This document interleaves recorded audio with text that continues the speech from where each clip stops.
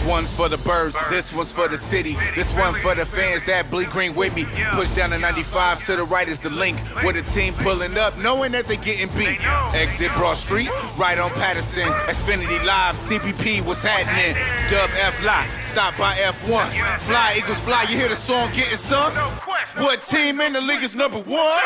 Bird gang, yeah, I said it twice. You heard me say it once, now you sure you heard it right. No lies being told, yeah, it's all facts. It ain't me, Green or Kelly, we don't rock with that. Any given Sunday, we don't ever slack. Yeah, we got an SP, time to run it back. And even on the road, yeah, we taking over. All you see is green like you at the Nova. Care less about your squad, bro, it's only us. A cheesesteak tailgate, yeah, we good, bruh. Beer pong baptism, you already know. Con shot tomato pie, bring 3 or 4. After every bird game, you know where to be. 4th of JAWN, NBC in the heart of Philly. About the birds, all about the birds. E-Rock, Gale, Sonics, Hollywood, Heard. Look up. Here we go, broadcasting live from NBC Sports Philadelphia studios in the heart of the Wells Fargo Center. Welcome to 4th and JAWN, episode 110. Boys and girls, did you enjoy your little bye week there? Gail, did you enjoy your bye week? It was amazing. It was amazing? It was amazing. It was nice. It was nice to have a break from Eagles football, honestly, because it was kind of like a relationship that, you know, you guys are arguing a lot. Maybe expectations aren't getting met. You need a little bit of a break, right? See other people, see other teams. It's not you, it's me. Yeah, it's not you. Well, it's definitely them. It's not us. Yeah. It's definitely them. But you have the opportunity to see other people. See other teams. Don't worry, you don't got to tell her about it, all right? Get your priorities straight, kind of get your mind right. Absence makes the heart grow fonder, and certainly I did miss the Eagles a little bit. But as we get back to football, as we get out of the bye week, now we have the game on the schedule that everybody circled and highlighted and starred on the schedule as the most difficult game of this 2019 season. And that would be against the defending Super Bowl champions, and once upon a time, Nick Foles' bitch, the New England Patriots are coming to town. And of course, New England coming to town in a regular season game is going to conjure up some memories of that Super Bowl, and of course we're going to get into it a little bit. I mean, how could you not reminisce about that 2017 Super Bowl with the Pats back in town? But I'm more concerned about what this game means for the 2019 Philadelphia Eagles. Because of course, is the nature in sports, either you're going to win the game or you're going to lose the game. Win the game against the New England Patriots, and all of a sudden the discussion around this team changes completely. Because, Gail, you remember the narrative. I mean, I don't have to explain it. It's been year after year after year where, what is it? Oh, the Eagles can only be bad teams. What's the record against a winning team? What's the record against a winning team, right? Yep. We've been saying it year after year after year after year. But all of a sudden, if the Eagles can beat the Patriots this year, you take a look at, okay, they beat the Packers. They beat the Pats.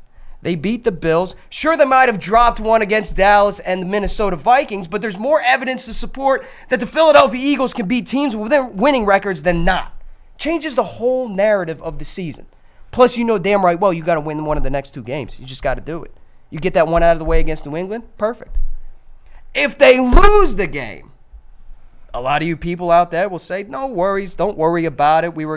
They're defending Super Bowl champions. It's Tom Brady and the Patriots. We really weren't expecting to win it anyway. And if that's your argument, good for you. Like your attitude.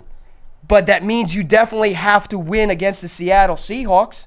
And if they lose the game, I fear that I will have to take significant time off of social media. Because there is already that anti-Wentz narrative that we've seen. Yep. It's a small minority, but it's there. It's obviously and clearly there. And if I got to listen to Nick Foles beat the New England Patriots, why can't Carson Wentz beat the New England Patriots? I'm going to start throwing virtual bricks at the timeline. I'm not going to be able to take it. But Mr. Gail Saunders, how are you this evening? I'm doing pretty great. Did some soul searching as a fan to figure out where I was with this team. But for me, I was just hoping that the Eagles in this break kind of like got back to basics of knowing who they are, playing to their strengths, hopefully moving forward. But I just want them to have like catch lightning in a bottle. Because I feel like when you beat the Patriots. Oh, you're speaking into existence. When you beat the Patriots, you can play off this game. This can start a wave of emotions. It can bring the team together. Right now, you've seen them playing some solid football the last couple weeks, but you just want to see that switch turn on. And whether it was during the Super Bowl, you saw that switch in the team. Whether it was when Jeff Lurie came down in that locker room with those T-shirts, gave the 53 angry men, the switch was turned on. So you moving forward, especially in a game like this, like you said, the Wentz hate out there, and the Foles Nation is going to say, if you can't beat Tom Brady and the Patriots, you're not better than Nick Foles. I still think that argument's ridiculous. I think at this moment you should be focusing on Carson Wentz beating these Patriots. I think he's got a great opportunity to really, the next 2 weeks is a litmus test. You got Tom Brady, the GOAT. You have one of the Russell Wilson, one of the phenomenal quarterbacks in the league. Could be this year's MVP. You win games here. This is what writes the story, writes the chapter in the book of Carson Wentz. And look, I want to stay positive. I want to stay upbeat. I want to believe in this team. And part of the thing that makes me hold on to that belief so much is the fact that evidence would show that this Doug Peterson, Carson Wentz, Philadelphia Eagles team can catch fire at the end of the season. They can face adversity, look down the barrel, and still get the job done. I mean, we saw it during the 2017 season. Obviously, when Carson Wentz gets hurt, they were steamrolling teams. They were just rolling over teams, and boom, the nightmare happens where you and I are in Los Angeles. We see it happen, and we're sitting there in the morning with our heads down, listening to the press conference, fearing the worst and realizing the worst. But then that team rallied around, right? Right. And then last year, I mean, that team was struggling up until the point where they started to catch fire second half. And you look at other teams that have beaten the Patriots in the Super Bowl, since we're on Patriots week. New York Giants, case in point. Every time they've gone on to win those Super Bowls and beat the New England Patriots, it's always been a second half catching fire. And while we do look at the next 2 games as incredibly difficult, and they are, I'm not going to try to cupcake it or make it sound easier than it really is. You're dealing with 2 of the top teams in the NFL, in the AFC and in the NFC. We saw what the Seattle Seahawks did to the undefeated 49ers. They look good. By the way, that was a great game. If you're a football fan, those are the kind of games you like to watch. You saw some defense, you saw some turnovers, you saw some heroics by Russell Wilson. Like I said, that guy's been playing all world, and I think you're just hoping that Carson Wentz becomes that type of quarterback where he doesn't have to, rely so much on his players around him, but he makes things happen consistently. And Russell Wilson does. In the fourth quarter when Russell Wilson has the ball, there's a level. We're not Seahawks fans, but there's a level of confidence when I see him with the ball in the fourth quarter. I'm like, dude scoring. This dude's ice. He's got ice in his Tom veins. Brady. And plus he had that one little pass where it was kind of, he was under pressure, but he floated it. It was just a little floater where only the tight end, his outstretched tight end could reach it. Yeah. I got a little Seahawks envy. We're going to get into what we learned during the bye week, but I got a little bit of Seahawks envy. Because as much as I've sat in front of this microphone and defended Howie Roseman and been a Howie apologist and talked about the trade, shut up. Don't start with me. But the 2 moves that I wanted the Eagles to make happen to be Seattle Seahawks right now, and it still bothers me to this day. Jadeveon Clowney, first of all, this wasn't a 2 first-round pick deal, which Khalil Mack set, and for some reason now is the standard in the NFL, where you're throwing 2 first-round picks at people. Jadeveon Clowney was traded for a 3rd-round pick, a defensive Benjarvis Mingo, who's doing absolutely that is the name? Yeah, I think so. Yeah, Mingo, who's doing absolutely nothing for the Houston Texans right now, and a 2018 6th-round pick. It would have been the equivalent if Howie Roseman called up the Houston Texans and say, look, we'll give you a third, worth it, right? We'll give you Vinny Curry, worth it, and we'll give you Nate Gary. That would have been the equivalent for what the Seattle Seahawks got Jadeveon Clowney for. And then Josh Gordon. Now, granted, it was only 2 catches, but damn, those were 2 big catches. Third down conversions cost you 0 draft capital. No draft capital. $1 million? They're on way. Yeah, I mean, just peanuts. And you could have gotten Flash Gordon to help out this wide receiver core. And I'll add on to that. I mean, if you look into the draft and you look at where the Eagles were drafting right after Miles Sanders, and you're looking on the board, and you see DK Metcalf on the board, and you see J-Jaw, I was like, all right, if the Eagles know what they're doing, but, like I felt comfortable about DK Metcalf in the second round, not so much in the first round, with his injuries and such, but, passing on an explosive talent like that, and you see that, he did drop a ball yesterday, but just his still making plays. Just his overall talent and his ability to get vertical. He's an explosive player, and then you look at J-Jaw, and you're like, he's not on the field. But going back to Jadeveon Clowney, man, like he was just a nightmare.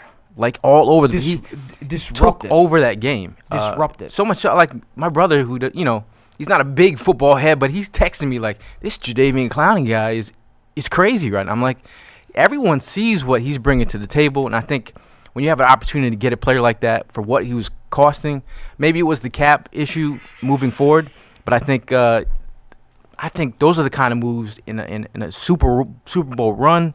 Those are the kind of moves you kind of make. And plus, it didn't cost you a lot. Josh Gordon.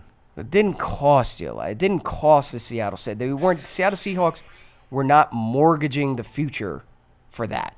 You know what I mean? So, Gail, let me ask you, what did you learn during the bye week? Watching taking a rest, kicking your feet up on the couch, relaxing, not stressing, but watching the rest of the NFL. What did you learn during the bye week? I mean, the one thing that stuck out to me is just our wide receiver play. And just looking around the league and watching, like, explosive plays or wide receivers, giving it that extra. Like, even looking at Emmanuel Sanders, like what he was doing for the 49ers, but just the level of excitement of him making a couple plays and energizing the group, or like just looking at our players and thinking back to plays that haven't happened this season, where our receivers were like hyped up, like, and it's just like at this point in time, like I've come to terms with we're going to be a 2 tight end set, some play action, ground and pound. We're missing a lot of plays on the outside, but in terms of bringing back a Jordan Matthews, maybe he gives you something. Maybe, and that's where you're like, I have learned to accept Jordan Matthews, the Eagles' #1 booty call in history. Wow. When you're desperate, wow, bro. When you need someone to catch your balls, you know what I mean? When you're in that pinch, you can always call up Jordan Matthews. You can always get yourself some J-Man. And it's weird because we're like sort of, in a weird kind of way, excited to have him back. I know, and isn't it weird? Come on now, like as a fan, you're like, I'm really excited about Jordan Matthews right now. Like you're in a weird spot where, and this is where like you started talking about come to terms and expectations. You're in kind of a weird spot when you're like, hey, Jordan Matthews is back. He's better than what we got. That's not exciting. That's not playoff caliber football.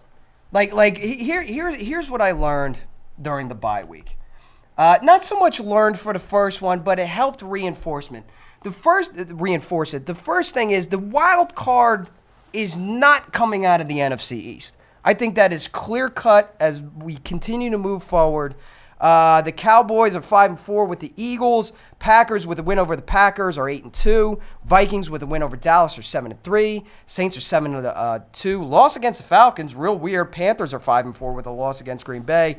49ers with a loss against Seattle, their first of the year, are 8-1. Seahawks are 8-2, and the Rams lost to Pittsburgh. If the NFC's playoff picture was as it is today, if the playoffs started today, the 49ers would have the 1 seed at 8-1. Packers would have the 2 seed, both of those teams being on a bye week. Saints would be third at 7-2. They would host the division, the wild card.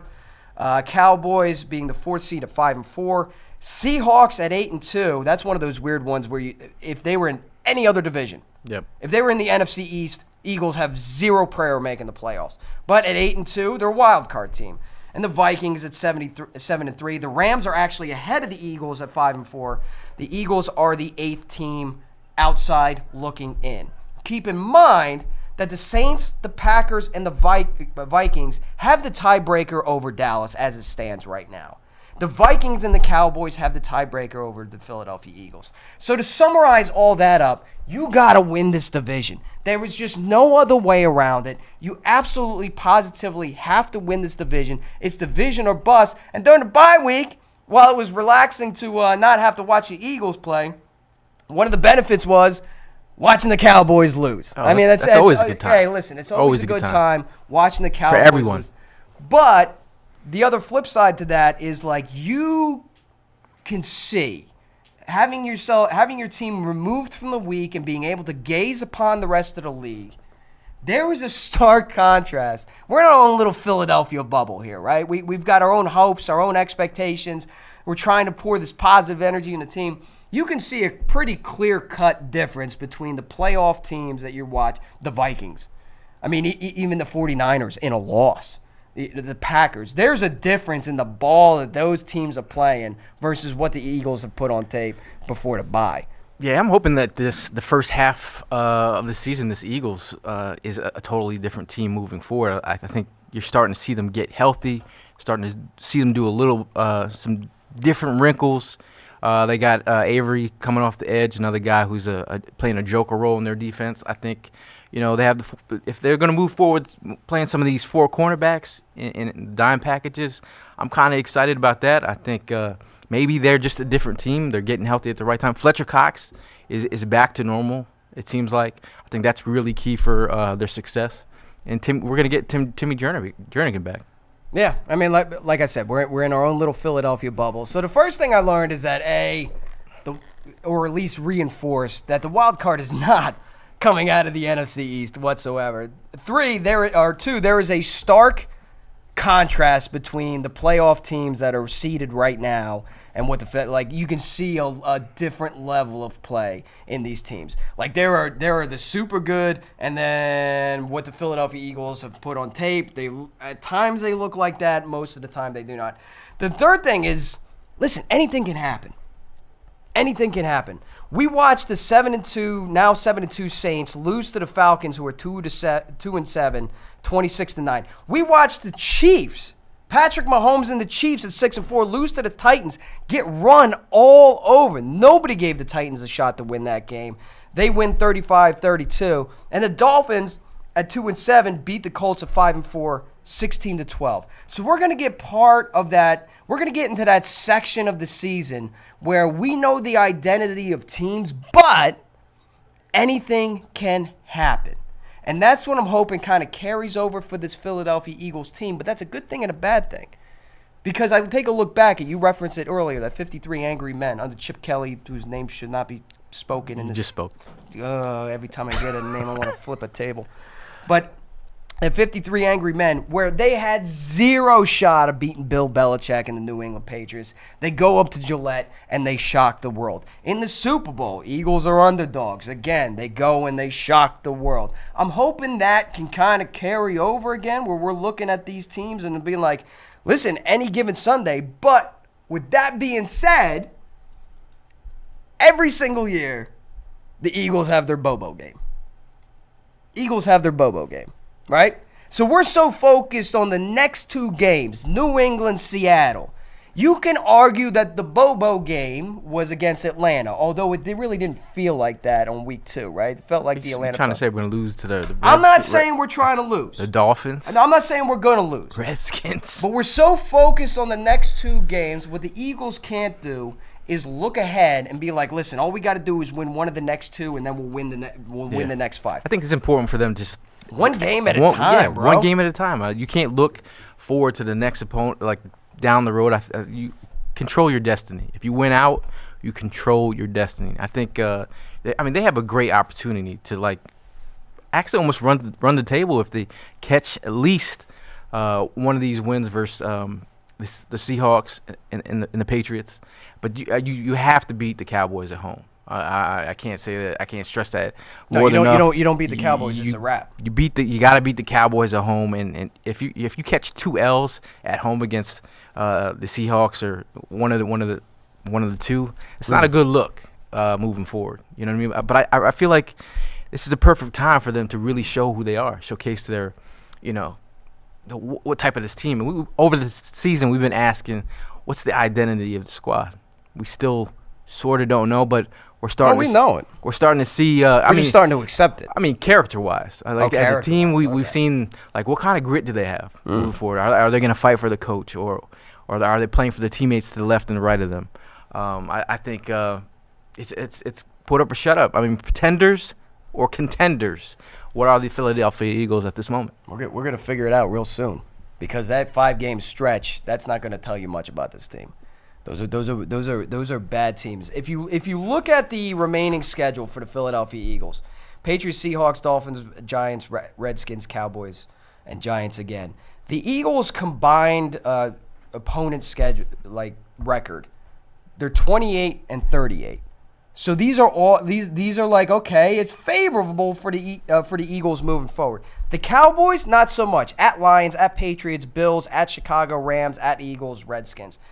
That's not a cupcake schedule right there at 32-30. I mean, it's winnable for Dallas. So even though you like you said, you control your destiny, you have dug yourself enough of a hole early on in the season where you're also going to need some help. Yeah. You're also going to need some help. The Cowboys are on 3 of their 7 games. They're at home. And the Eagles, they're only traveling one more time. They're playing against when they play the Dolphins. What else I learned? That's kind of cool. You know what else I learned during the bye week? Lamar Jackson is the truth, bro. Whoa. That run was reminiscent of the Michael Vick run against the Vikings. Somebody was in my DMs asking me if Lamar Jackson is as good as Michael Vick during the prime of Michael Vick. And I get this. Sometimes I get asked these questions, and I forget how old I actually am and how long I've been watching football. And I will always tend to lean on the side of history because there's always like a recency bias when it comes to these players, right? We've never seen that. Well, actually, you have. We've never seen. Well, actually, you have. Dude, Lamar Jackson is not as quick as Michael Vick, but he's more physical in his running style. I think he's got better. He's fast. He's not as quick as Vick. Oh, he actually didn't. He's not as quick as Vick. He actually didn't run his 40 time. He's not as quick as Vick. I'm telling you. He didn't run at the combine because he didn't want to be. Ben, am I right? Am I right? Quickness is change of speed, stuff like that. Like you're thinking straight ahead 40 yards, Gail. Yeah. Quickness is changing. Like game speed. Yeah, I mean he's got 4.3 speed, doesn't he? But again, you're thinking 40-yard dash. Yeah. D-Rock is talking about the spin going full speed to your left, stopping and going to your right away. Yeah, go back and revisit some of Michael Vick's runs. I think Michael Vick, and Ben, maybe you're agreeing with me on this one. On the field, speed was quicker. Lamar's more physical.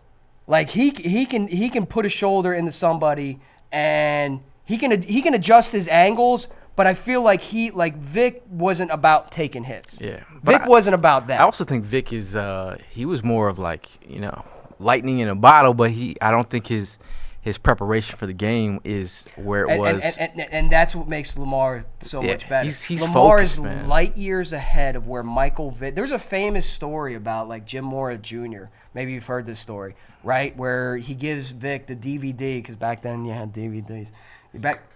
What's that? I think you're thinking of Jamarcus Russell. Jamarcus Russell? No. This was a Vick story, wasn't it? Where he put the $100 bill in the DVD. I swear this is a Vick story. Maybe not. Yeah. So Jim Mora Jr. would give Michael Vick his DVD of the tape he's supposed to watch at home during his private time, right? So he could study up. Homeboy put a $100 bill inside the DVD case. When Michael Vick gave it back, the $100 bill was still in there, and he said nothing about it. So in other words, he never watched the tape. Like Michael Vick didn't realize his potential as a pocket passer until his second stint in the NFL when he was under Andy Reid. That's when he started to sort of grasp the game of football. He was just playing with raw talent before that. So Lamar is way ahead of him as far as accuracy, way ahead of Vick. Passing, way ahead of Vick. Physical running, way ahead of Vick. Maybe not as quick. But Lamar Jackson, that dude is the truth. Yeah, he's an athlete, and I think it goes back to like it's so weird that the draft analysts, some big draft analysts were saying like maybe you should try out for another position, or running back. Like that's just so disrespectful. That's why he didn't run the 40 times. He's like, bro, I'm gonna do me, and I'm gonna play quarterback. And I think I like what the Ravens have done, where they made the offense really built around his strengths. Yeah. You got him on the move. He'll take off if he has to. He's just a phenomenal talent, and I think he's focused. He wants this team to win a Super Bowl. But it's just when you see greatness on the field, you're like, wow. Yeah. Wow. You have to take a minute to appreciate respect. It. And not for nothing, Ravens fans, you should be thanking the Philadelphia Eagles, all right? Because you're the ones that allowed you to trade up and go get him at the end of the first round, right?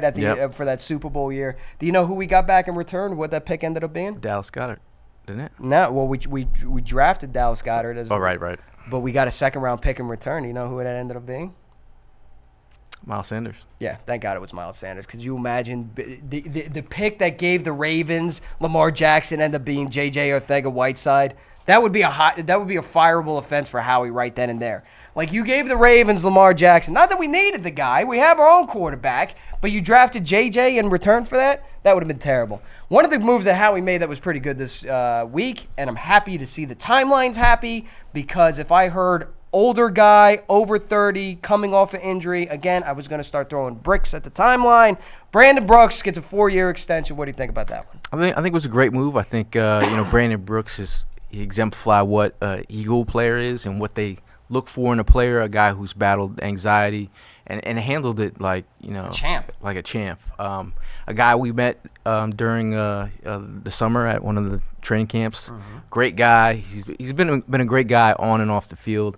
And I think when in terms of like really solidifying this offensive line as we move forward, there's guys that are like Lane and Kelsey will be locked up for 2021. You got Suamalu locked up, and then just adding Brandon Brooks to the mix and Dillard locked up to like 2023. That's the chemistry that you're looking for. And those guys, if you look at the play of Lane Johnson and Brooks, the way that they play together, the harmony that they play together, that's the kind of cohesiveness you like to see on your offensive line. And that's something that the Eagles have done a good job of staying ahead of. I mean, with Jason Peters, obviously, I don't know what's going to happen when he's healthy and ready to return. Are you going to take a shot at Jason Peters every episode? Yeah. Because I said they should have traded him 2 years ago. They should have stayed ahead of it. Put over the bench. But anyways, the cohesiveness, that's something that is so underrated in the NFL, and you see teams that struggle with it continue to lose time and time again and continue to struggle to make the playoffs or win their division, and that's a lack of cohesiveness along the offensive line. Lane Johnson is going to be around for a while. Brandon Brooks is going to be around for a while. Jason Kelsey, we'll see.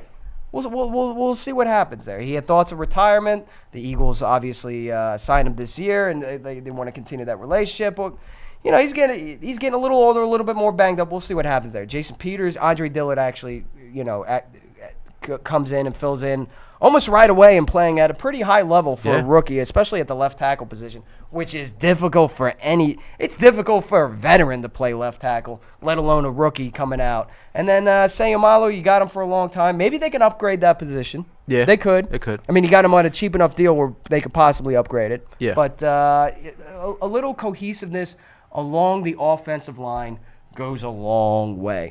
And to think about where this guy was when he tore his Achilles.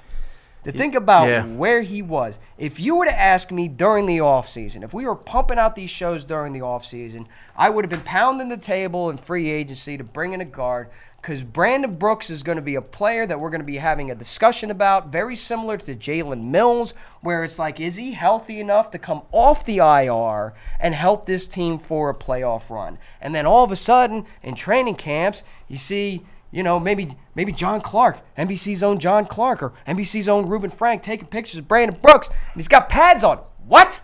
Yeah. What? And he's hitting people. What? It's crazy. When he went down, it was the Saints game, and the first thing out of my mind was like, I'm upset that he's hurt, but I'm like, oh, he's not going to be ready for next year. But come to find out, his Achilles injury was like the way that he tore it was the best way possible to tear his. His wasn't like a Sidney Jones, so like it was the best possible version of the injury for him. But just to see him back and the size of a guy like him putting that kind of weight on that Achilles, and then you saw him posting those videos and like, oh, that's cool, man. He's doing that. He's working out. He's getting back to. But to see him start. Shocked me in training camp when I saw that dude with pads on. 629 snaps he's played, 90% of the Eagles' offense. He's been on the field. The leader, and that's how you get rewarded as a Philadelphia Eagle. But that one question I had was like, does Malcolm Jenkins see this move and say, sure would like to have some cheddar? I've seen people on the timeline. Yeah. I think I saw JJ Free like, is Malcolm upset? Like people on the timeline like, should you pay Malcolm?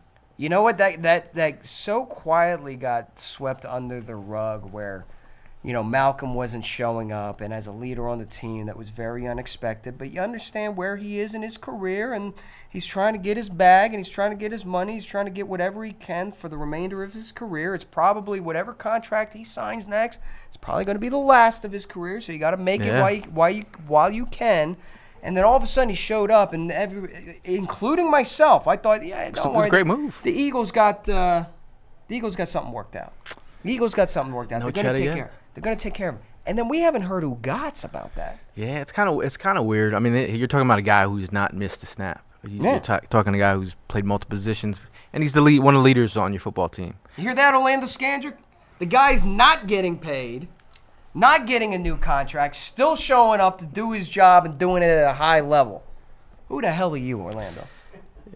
Missing tackles in open space, lining up. Terrible. What's a reasonable expectation for Jordan Matthews moving forward and with this Philadelphia Eagles team? Back to the booty call. I think you booty call, Jordan. You have a guy who's reliable, a guy who pays attention to detail. I go back to the first time he went to the Senior Bowl. He was a guy who asked the coaches at the Senior Bowl for any footage that they had on any cornerback coming to the Senior Bowl. This guy pays attention to detail. This is a guy part of him and Carson are really good friends off the field, just as they are on the field. He's part of that brotherhood that they have. They all share the same faith, and they have you're talking about knowing where a guy is at the right time, at the right moment. That's the kind of guy you could depend on to be in the right time, right space at the right moment. Hopefully he catches it. I mean, the guy's had some drops in the past, but not like a Nelson Aguilar. I think a guy who's been pretty reliable in terms of what he is. He gave us some production last year when we brought him back. Had that touchdown against the Saints in the playoffs. I just think you guy. I mean, for the moment that we're in, I thought he was the perfect guy to bring in. Yeah, would have been nice to have Josh Gordon. But of course. Listen, I don't want to forget about the Patriots. We're about 30 minutes into the show. I don't want to forget about the Patriots. Patriots certainly haven't forgotten about us. Neither has Tom Brady, who had a little bit of a quote about the Eagles, remembering the game, and this is to be expected. I think some Eagles fans made a little more out of it than really is necessary. But he was on the, I'm looking it up here, the Greg Hill show. Never heard of the guy. You assume I'm over it? Come on now. That's a lot of mental scar tissue from that year. That was a tough game. In a lot of ways, we learned from that year, and we came back stronger the next year. We won the Super Bowl in 2018. I think everything is a matter of perspective, and when you play in that game and you play against great teams, you're not going to win them all. This is not the Harlem Globetrotters versus the Washington Generals. This is all about tough competition against the best teams. They deserved it that year. And now a couple years later, we have a chance to play the organization again. We've had a lot of changes. They've had a lot of changes. It's a totally different circumstances. Huge game for us, big game for them. The better team is going to win. What do you think about those comments? I mean, Tom Brady's the ultimate competitor. I think as much as he's won, I think he probably thinks back to those moments losing to Eli Manning, not once but twice. I wonder, when you win so many of them, do they just kind of blur together? Like, do they all kind of like? Do you remember each individual one separately? I think he does. He's a highly detailed oriented. What I'm trying to say, it's easier to remember and pick out as us, the fans, just football fans in general. It's easier to pick out Tom Brady's losses than it is, hey, remember that time they beat the Carolina Panthers in the Super Bowl? And you're like, wait a minute, they beat the Oh, yeah, they did. The Rams? Well, the Rams was a big one. The Rams was the first one where they were underdogs. And like any poker player will tell you, right? They don't remember the hands that they won. They don't remember the big hands or the big pots that they won. But they will specifically and remember in detail the hand where they were bluffing 2 pair until the river and the inside straight came up and they had him and they went all in, only to realize the guy had a full boat the entire time and was playing him. Like, you'll remember the hands that you lost more than you will your bigger victories. Or you remember the person who broke your heart. That person who did you wrong. You're like, I'm going to get you back. You hold that on to him. Are you still on the driver from Buffalo? That's a long story. We'll share that later. But did we not share that one on the air? No, we didn't. Okay. Yeah. We'll leave that one off. That'll be 4th and JAWN after you going here for me. Anyway. You can sit like a man! So this Tom Brady even actually said that the play with Brandon Graham haunted him. He still remembers that play and thinks about it often. I mean, that's what makes you the GOAT, though. You learn from it. It haunts you. Learn from your mistakes. I mean, they came back the next year and won it again. So I mean, Tom Brady, anytime he's on the field, you got a chance. And any of the greats will tell you, you hate losing more than you love winning. And that's what makes you a competitor. You hate losing more than you love winning. And that's kind of a Philadelphia trait, isn't it? Yeah, you want guys on your football team that are like that. Yeah, that's like built in. Like if you don't have, when Philadelphia sports talk radio starts going into the typical fodder of like, what's a Philly guy? What's a Philly guy? I think that's one of the top things. You gotta hate losing more than you love winning, and that's what makes you great. Yeah, I mean, hard workers at the end of the day. You gotta pay respect. He's a lunch pail guy. Brings his hard hat to work. That's a Philly guy right there. We're a blue collar guy. Eats a cheesesteak. Likes food that sticks to his ribs. All right, let's keep it on the New England Patriots right now. How do the Eagles beat this New England team? Well, you think about what the Patriots have done on defense. Scoring touchdowns, getting turnovers. You look at where the Eagles have been successful and where they're winning. They're not turning the football over. But then you think about Tom Brady and that high-powered offense. You got to keep those guys off the field. It's all about hitting Tom Brady early and often, bringing the pressure interior from the interior, not letting him get comfortable.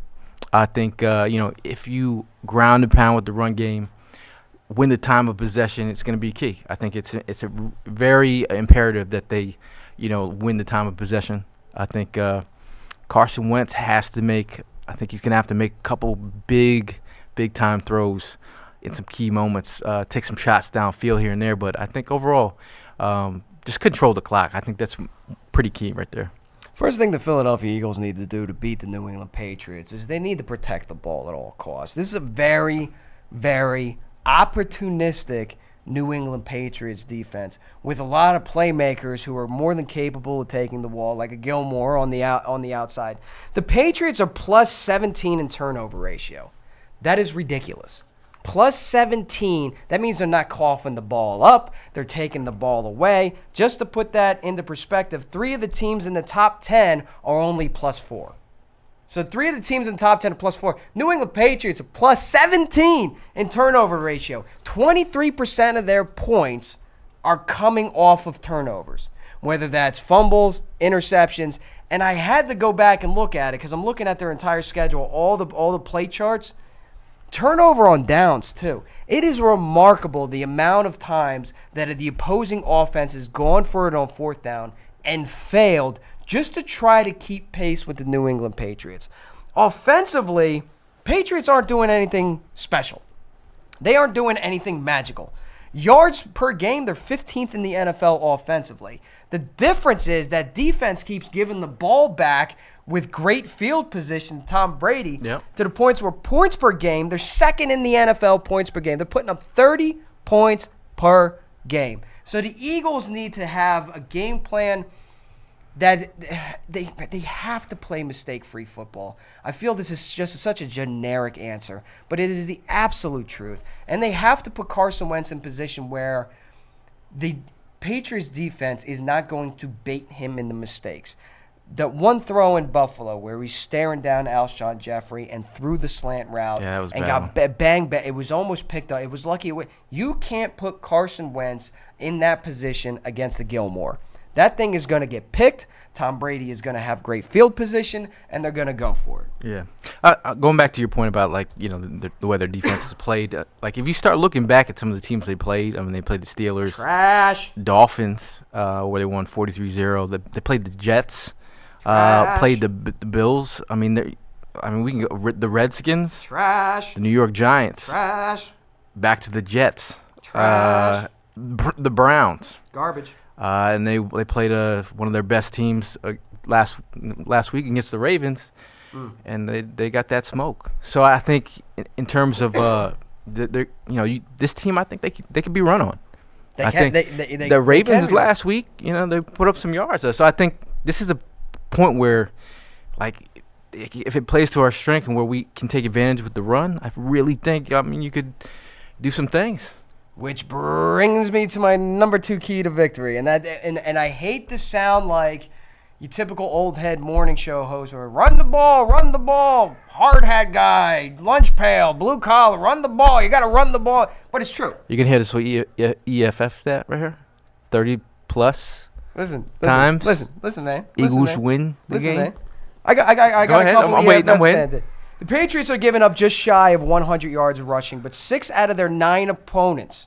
6 out of those 9 opponents where I was just yelling behind you, trash, are rank in the lower third in rushing. So when you talk about, like, teams like the New York Jets, who they played twice, and the Miami Dolphins, they're 31 and 32 in rushing respectively. And that's 3 of their games right there against the 2 worst rushing offenses in the NFL. So it's no wonder why they look so good on paper, you know, defensively, right? But the one thing they're susceptible to is the run. When you take a look at that Baltimore Ravens game, again, we're talking about Lamar Jackson.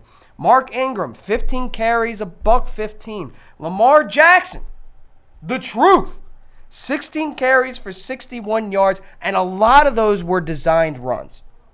So this might be, listen, I'm not expecting Carson Wentz to look like Lamar Jackson out there. Nor do I want him to, because the last thing we need right now is Carson Wentz diving into the end zone and getting crunched like he did in Los Angeles a couple years ago. But this might be the game where you have a little bit of misdirection. All of a sudden, you're relying less on the RPO that had you so successful in 2017, and now you're incorporating some designed runs out of the RPO to kind of put a new wrinkle in the offense. Again, it's a new wrinkle in the offense, but it still plays to the strengths of the team. Eagles, and here we go. Here's your EFF stat, your staple EFF stat. Eagles are 5-1 this year when running the ball over 25 times, and yet to win a game with anything less. I cannot stand the lazy, and I will call it lazy, narrative that of course the Philadelphia Eagles win when they run the ball, because they run the ball when they're winning. You take away that 2017 season when the Eagles were curb stomping people, and the Eagles, Doug Peterson, Carson Wentz, have pretty much a 500 record. So you can't tell me, and the evidence supports, I don't know the entire career, but I know it's significant. Ask Reuben Frank, he knows it. It's significant win-loss record when the Eagles run the ball over 25 times. And you're talking about how many times outside of the 2017 season has this Philadelphia Eagles team actually had the lead? All right? And you want to tell proof is in the pudding that you have to run the ball to win these games? Proof is in the pudding? Look no further than that Vikings-Cowboys game. When the Cowboys, hey, Dak and Amari Cooper, listen, they didn't use Zeke, but Dak and Amari Cooper, right, catching fire, not using Zeke. Zeke's not working, and it affected them. But more importantly, when Amari Cooper's catching an amazing pass in the end zone, the Cowboys take the lead. You feel that giant momentum shift swing in the Cowboys' favor. What do the Vikings do?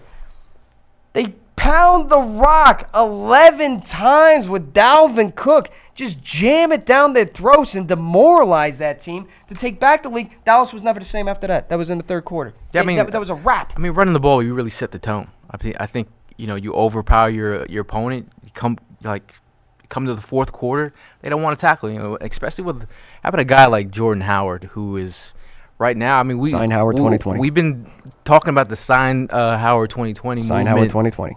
Early this season, and now everybody else is pretty much on that wagon. Yeah, goddamn. The guy showcased the ability to fall forward at all times. The guy who he can ground and pound with the best of them.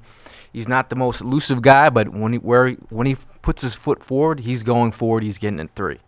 But I think with the ability to have Miles Sanders be explosive on the edge, who's also learning to run on the inside, I think it's going to be a test for those guys this week. You cannot give me a legitimate reason why Jordan Howard shouldn't be signed. Either right now, I mean, I keep saying 2020, either right now or during this offseason. I wouldn't even let him hit free agency, bro. I would nip this in the bud right now. Because what are you going to do? Have Miles Sanders and who? Boston Scott? You going to spend draft capital to replace a guy who's already on the roster? I think he's the kind of guy who just shows up and goes to work. I mean, those are some like he's not the guy that's gonna go out in the media, talk a lot. He just shows up, does his job. I couldn't even tell you what Jordan Howard's voice sounds like. I could. But you get what I'm trying to say though. It's not like he's out there. It's not like he's upset at having to share the load with Miles Sanders. I mean, this guy's being a consummate teammate. He's productive. He's grinding it out. He's getting those tough yards. And, you remember when you let go of LeGarrette Blount, there was a drop in the run game. And also, going back to his age, I mean, he's like 25 years old, so he's right in that age bracket where you're like, all right, we can invest in this guy for a couple more years. Why not? All right, let's get some Twitter questions in on here. Our boy Evan is in Italy. He's enjoying himself. His girl is studying abroad, so I think he just went over there to check on, make sure that the cross-culture thing is not happening too much. Get some of that Chef Boyardee. Yeah, try some raviolis. A little Italian sausage. Yeah. All right, I like it. Let's get some Twitter questions going. All right, first we got you guys were touching on your concerns about the game. Yeah. So, what's your biggest concern? Our corners versus Tom Brady, or our wide receivers versus the Pat secondary? And that's from a buddy, Kevin P. Trump on Twitter. Kevin P. Trump on Twitter. All right. The question is, Gail, and I'll post it to you first. What's the bigger worry as a matchup? Our wide receivers versus their defensive backs, or what was the second part of that question, Trox? What's your biggest concern? Our corner versus Brady, or our corners versus Brady? Pat secondary. Our corners versus Brady. Yeah, I'm gonna go our corners versus Brady. I think it's definitely Tom Brady is a guy who knows where to go with the football before the play happens. I think we're really gonna have to really show out to get to Tom Brady. I mean, the way that this defense, for the first half of the season where teams have attacked us, have been in those intermediate zones, in intermediate areas like 5 to 10 yards, and that's where Tom Brady lives. That's where his, he lives in that yardage. And are we worried about our wide receivers versus the corner? I'm not even sure their corners are worried about our wide receivers versus the corners. Because, listen, bringing back Jordan Matthews, okay, is better than what you got. Wonderful. But, listen, when you are purposefully taking away one side of the field on your own, you're not even targeting J-Jaw. You're not even targeting Mac Hollins, who, by the way, did you see some of the quotes that the wide receiver coach had, the positional coach had for them? Talking about alignments. Yeah. Zach Rosenblatt, who works for NJ.com, is a good writer for NJ.com, had a tweet that just like, damn, is this not the truth, man? He tweeted out, something I've learned on this Eagles beat. If a coach can't say anything about actual football skills when complimenting a player, they're probably not very good. Phrases like high IQ, hard worker, this blue-collar guy, right? Knows where to line up are most common. For a wide receiver, that's like the worst. Yeah, when you can't say the worst strength. You're coming with that first. Yeah, that was about Mac Hollins. No, that's good. I don't even think the Patriots are worried about our wide receivers, but I think it's Zach Ertz. I mean, that's where they're gonna, Go ahead. All right, we got a second question about this game coming up this week. At Vivid Middle, will we sack Tom Brady? I personally think number 55 will have a second bowl of booty O's, and he's going to get them twice this weekend. The Eagles have to manufacture pressure. Again, I will encourage everybody to watch the highlights. And it's only an 11-minute video, but watch the highlights of the Ravens versus the Patriots. All right? They got burned a couple times by Tom Brady, but they were doing a real good job of bringing corner blitzes. A couple times you saw Earl Thomas in the backfield. Love that guy. A couple times you saw the stunts. You saw the linebacker blitzes. And the Eagles, to Jim Schwartz's credit, which he doesn't get a lot of, but I will throw this piece of credit at him, and I've said it on this podcast before, he's done a good job of disguising the coverages a little bit, making sure that the quarterback doesn't have the same look, doesn't have the same read post-snap as pre-snap. That's crucially important, and that's something that Jim Schwartz has struggled with throughout his tenure here in Philadelphia, and up until just about 5 weeks ago, really wasn't moving around the defense. Yeah. It's going to be and you saw the Ravens do that. The Eagles should be doing it as well. I missed that question. What was that question? Trox, go ahead. Will we sack Tom Brady this week? If they can manufacture pressure, yes. Yeah, I mean, it's going to be tough. I think even, like, if you don't get sacks on Brady, it's all about that pressure. Like, I really think, like, Fletcher Cox, I mean, this is the game. This is the game, dog. I think Fletcher Cox, I think you really got to step up and bring that heat. Especially interior pressure. Quarterbacks hate interior pressure. And you said we're getting Jernigan back, right? I believe so. Yeah. Okay. Yeah, we got Jernigan back. We got Fletcher Cox being more healthy. Quarterbacks hate interior pressure, especially of the immobile variety, because that's their safe space, right? When you got a Russell Wilson back there, homeboy can roll out. When you got Lamar Jackson, they're rolling him out on purpose to manufacture space for the guy, right?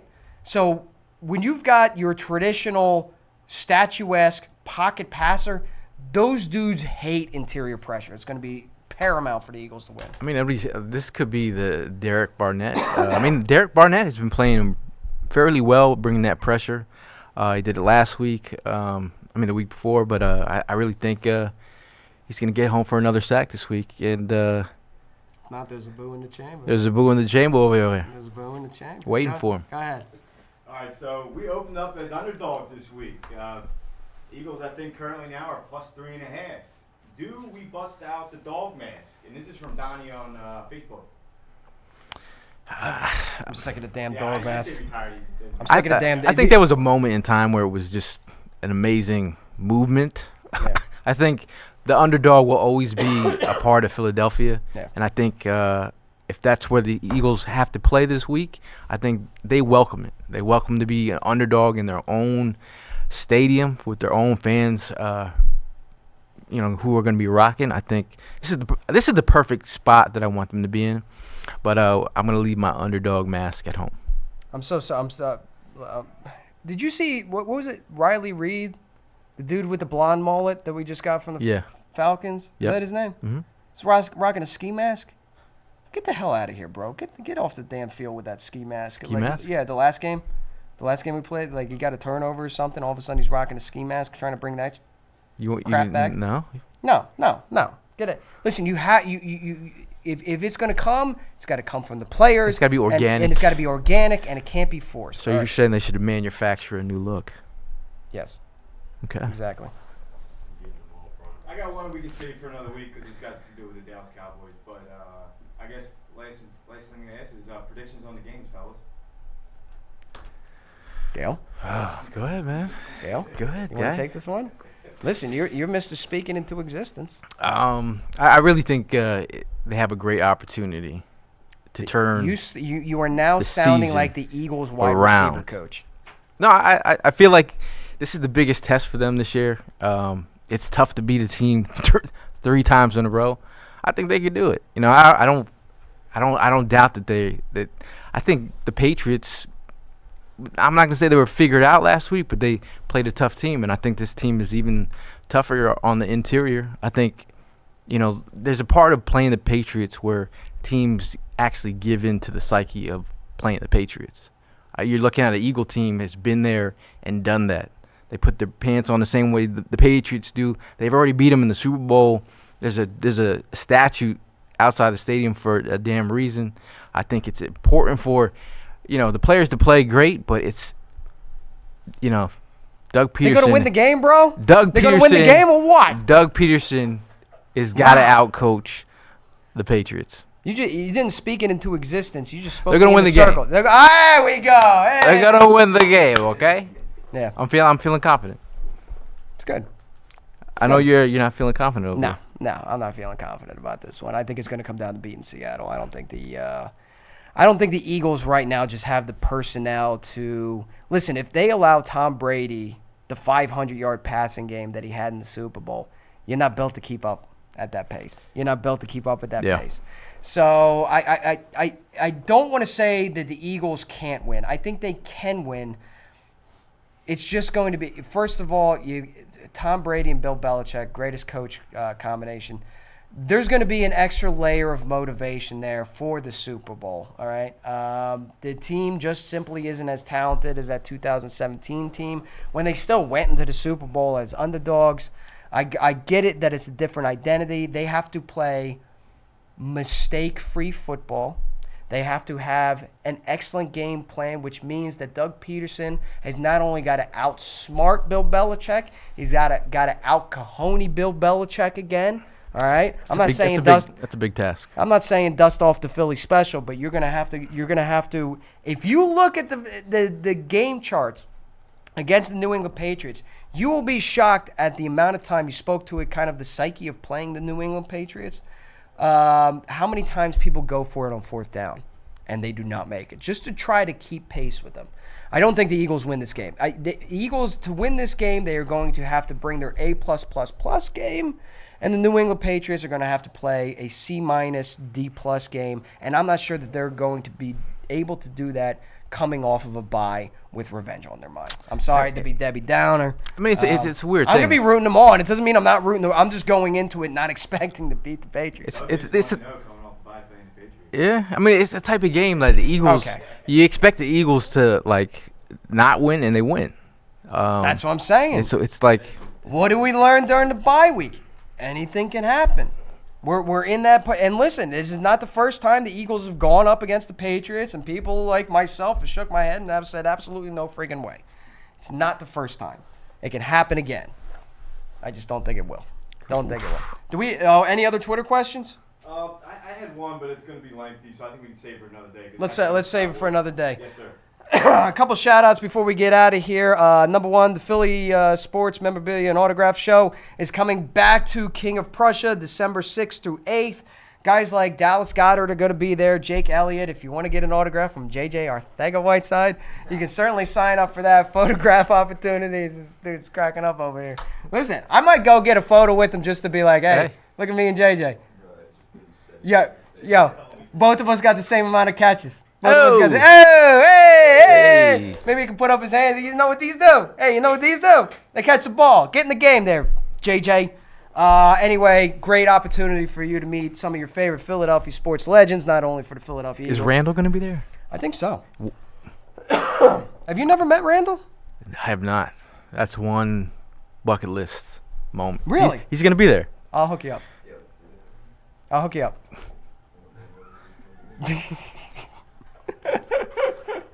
I'll hook you up. Right. Actually, if I met Randall, man, I mean, that would be that would be for me. I call her my wife, Jackie. We were talking about her before. We've been together for 12 years, got 2 kids together, just never got married. We actually asked Randall Cunningham to marry us because he's a preacher in Las Vegas. He's a pastor in Las Vegas. Yeah. And he said he stopped doing it because he gets so many requests for people. Like, I thought, like, this is cool, man. We'll go with the link. We'll just bang this thing out. Have Randall Cunningham marry us. And he politely, and he's a very polite man, politely declined because he's like, listen, you need to come to my church and take wedding classes. And I'm like, dude, we already got a kid together. We've been together for 10 years. I mean, I already put in, what more classes do you want? Class? I should be teaching the class. We've outlasted most people that we've been to their wedding. Anyway, that's neither here or there. We're gonna set you up with a Randall Cunningham. We're gonna set you up with a Randall. I'm gonna have you meet Randall. I know you're fanboying over here. Wow. Of course, shout out to Conshohocken Bakery, who always supplies the food for the tailgate. Bud Light, who always supplies the beer. You good on the beer run? All set, buddy. All set. I love hearing it. The gates should open. It being a 4:00 game, gates should open at 9:00 for Wells Fargo. Wow. 4:00 games are always rough and rowdy. You can sleep in a little bit. You don't got to get there at the butt crack of dawn, but you can start drinking at 9:00. This is gonna be this is gonna be an epic tailgate. This is gonna be an epic. There's tailgate. gonna be a bachelorette party there. I heard.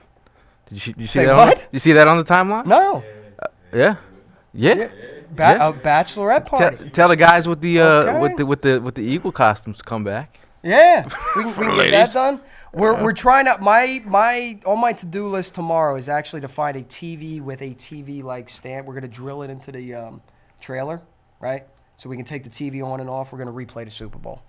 Dreams and nightmares, no Nice. less than every 15 minutes. It's gonna be great. Maybe Prime will bring the trophy. I don't know. Could be. We'll see what Kiss the happens. ring, maybe so the it's sort ring. of reminisce about that 2017 season and get ready for the Patriots game again.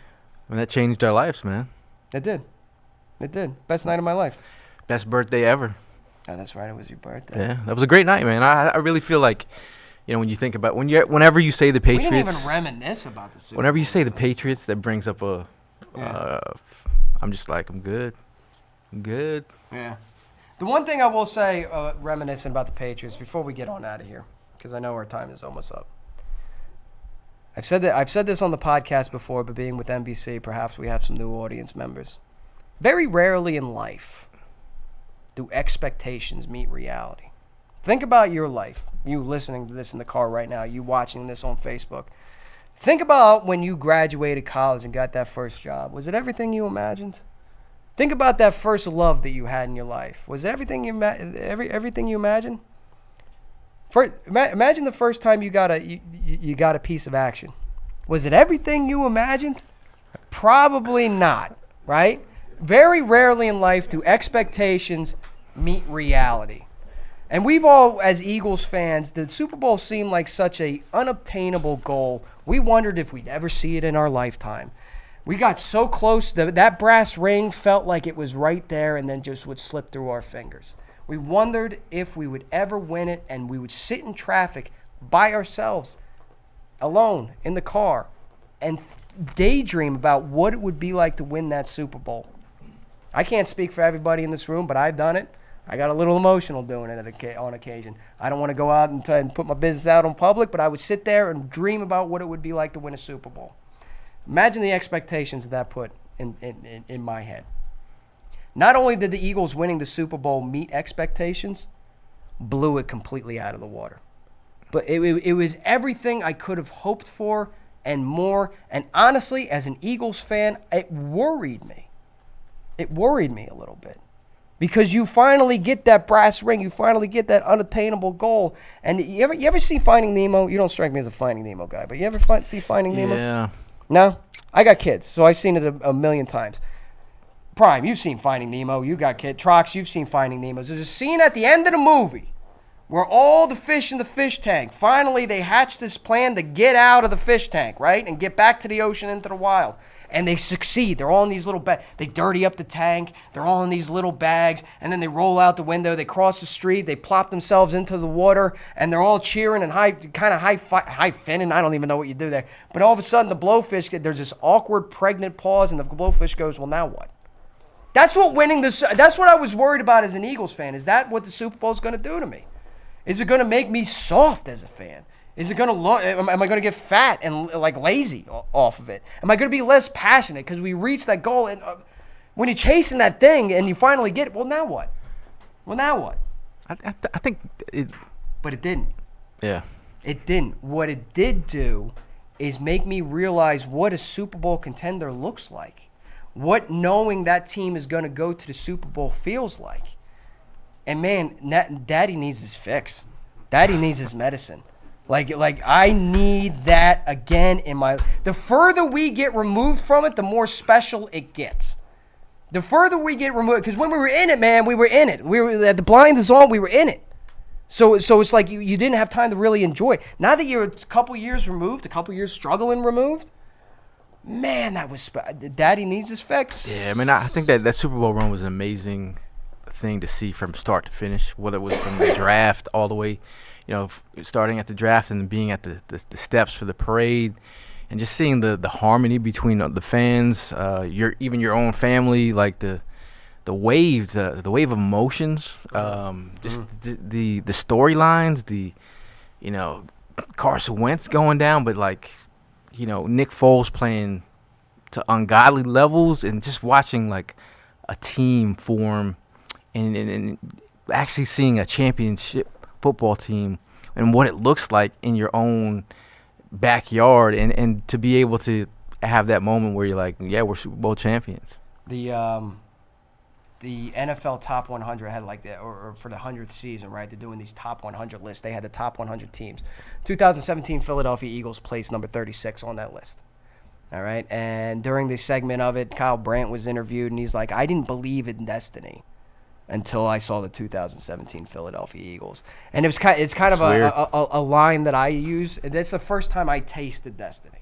That's the first time I looked at it and just knew it was truth. I mean, the weirdest thing about, the city of Philadelphia, they call the city of Negadelphia, and during that run and going into that Super Bowl week, I had never seen this fan base in such harmony and such weird confidence where they're saying we are going to win this game. Yeah. Like from the fans to the players to the coaches, everybody was riding that wave. And Spencer has taken his headset off. Ben is sitting there drinking water. It is clearly time to wrap this thing up. We have gone way long on this thing. We appreciate everybody tuning in. Make sure you subscribe on iTunes. Give us a follow on Facebook. Just look up 4th and JAWN. We go live on Facebook and YouTube every single week. 5-star reviews, the rate, review, subscribe thing on iTunes goes a very long way. And before I get out of here, I will just say that Mr. Gale Saunders, Eagle Sessions on Twitter, before we enter back into this studio, please do not wear the same crap I'm wearing. We never coordinate this kind of stuff. Right now we look like a bad 90s hip-hop group. It is terrible. From now on, hey, I got a Jimi Hendrix shirt on. We have got to stop dressing alike. This is getting creepy. Bro. So until next time, this wasn't even planned. We will see you at the tailgate, Eagles, Pats, celebrating that 2017 Super Bowl victory. Go Birds.